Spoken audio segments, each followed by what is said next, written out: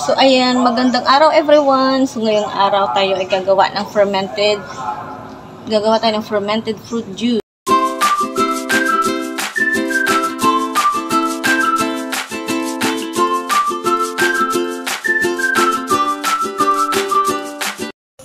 Ang fermented fruit juice ay isang natural na organic fertilizer na ginagamitan ng mga hinog na mga prutas, mga gulay at saka mga root crops na fini-ferment siya sa asukal na pula o molasses para dumami ang bulaklak, dumami ang prutas at overall maging healthy ang tanim at dumami ang ating ani. So kaya tuturuan ko kayo kung anong gagawin sa paggawa ng fermented fruit juice. Bago tayo mag-umpisa, sa hindi pa pala nakapag-subscribe sa akin, pa-subscribe naman po at pakihit na rin po ng notification bell para laging updated sa aking video. Mga kailangan natin, syempre meron tayong ito pandurog mamaya. Meron tayong asukal, meron tayong papaya. Ito lang papaya ang gagamitin ko. May lagayan tayo. Meron tayong kiluhan o weighing scale. So, ayan. Yung gagawin natin, dapat maging proportion 1:1 yung fruits natin at saka yung sugar. Kasi wala akong maskobado kaya itong pulang sugar ang gagamitin ko. So, ayan. So, ayan, balatan natin yung papaya.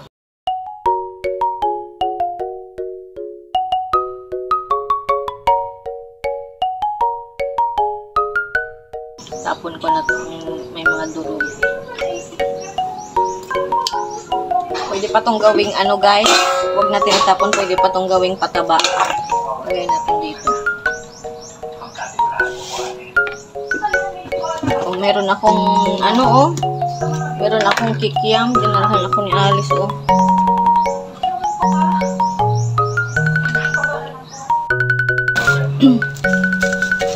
So, yung ating asukal guys ay kilo natin.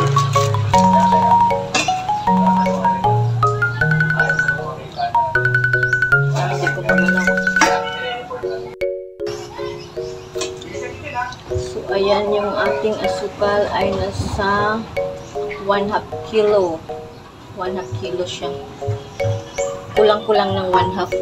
So, kailangan nating makagawa ng mga prutas na papaya kasi yung ginamit ko. Pwede rin kayong gumamit ng ibang mga matatamis na fruits tulad ng mga babaiba, langka o ano pa ba, saging. Yung saging natatamis din yun, mas maganda din yun. So nasa 1/2 siya, so kailangan nating makagawa din ng 1/2 na ganito. So ayan, tara.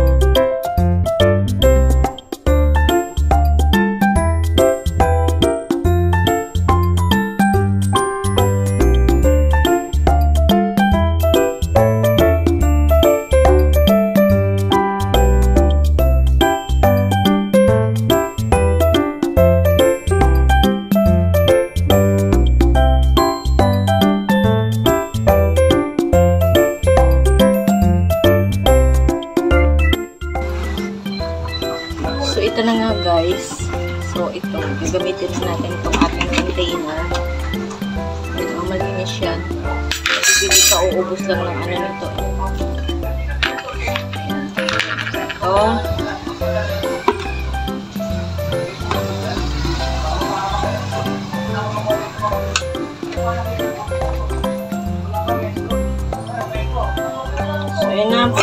gawing pataba to, oh. Super taba na yung ano nito. Diyan lang muna siya.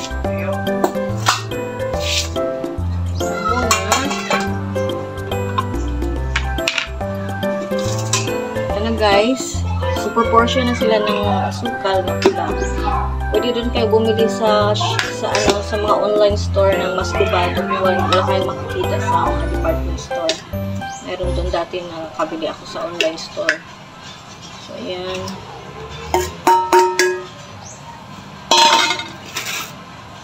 Tutulugan lang natin.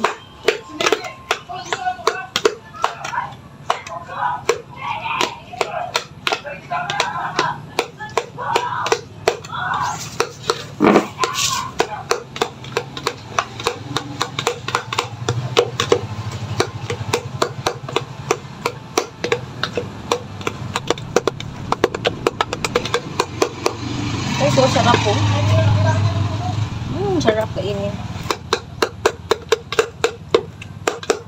Parang gusto kong kainin.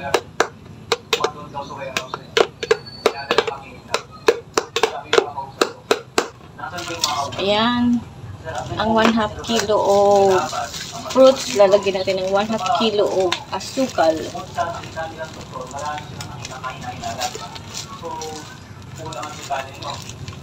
Para kainin itong sugar na pula. Sukal na pula ay dapat gamitin na or Mascubado. Diba? Super sweet. Kaya nga ginalagyan ng asukal para maging matamis yung prutas na pag-aanuhan natin. Paglalagyan.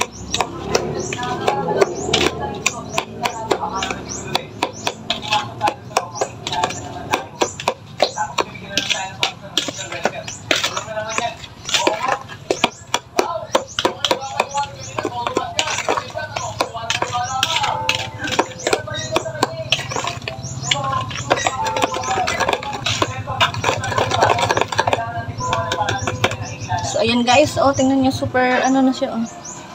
Ayan, nag-juicy na siya. Pwede na to itago natin sa malilim na lugar. Ayan nyo guys. Ayan. Yummy! Brownie! Yummy! So, ayan. So, ano na siya? Nagtubig na siya, oh.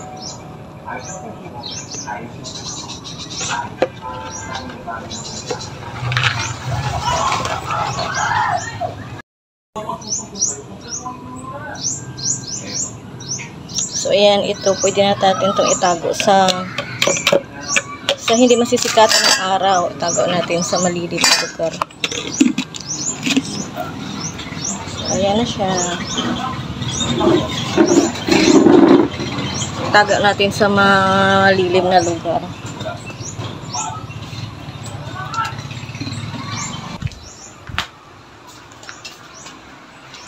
So, ayan guys, nilagay ko sa dyan sa ilalim. Titingnan ko siya dyan after 15 days. 15 days okay na yan. Last time, 1 month ko siya inano eh.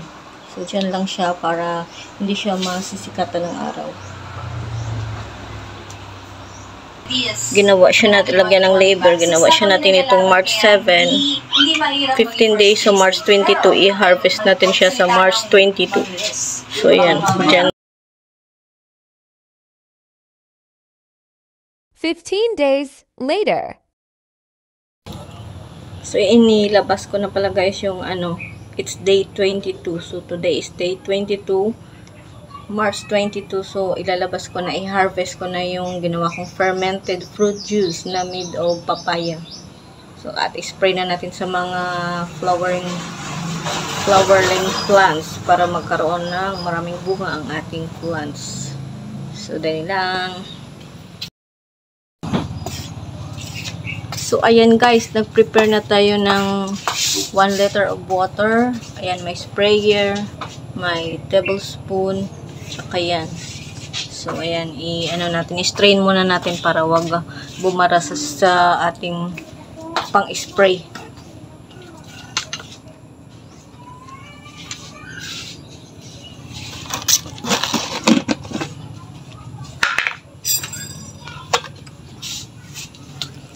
ayan guys, oh. Ayan na siya.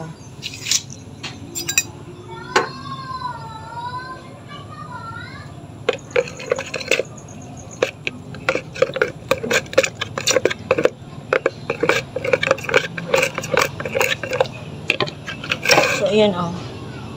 Liquid na siya. So, ilagay natin siya sa 1 tablespoon.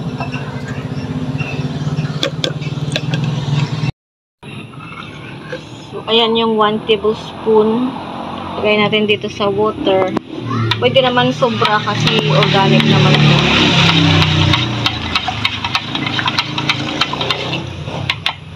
Kalagay natin dito sa sprayer.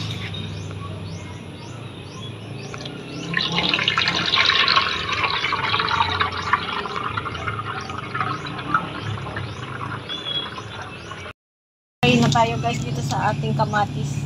So namumulaklak na siya para maging maraming bunga ya. Saka yun sa mga prutas, maging matamis yung mga prutas. So, ayan.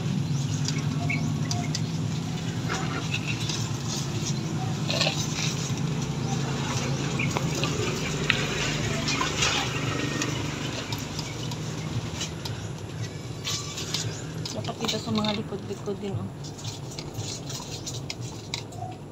Namumulaklak na siya, oh. Dapat mag-spray tayo sa hapon mga 5 to 6 para hindi mainit.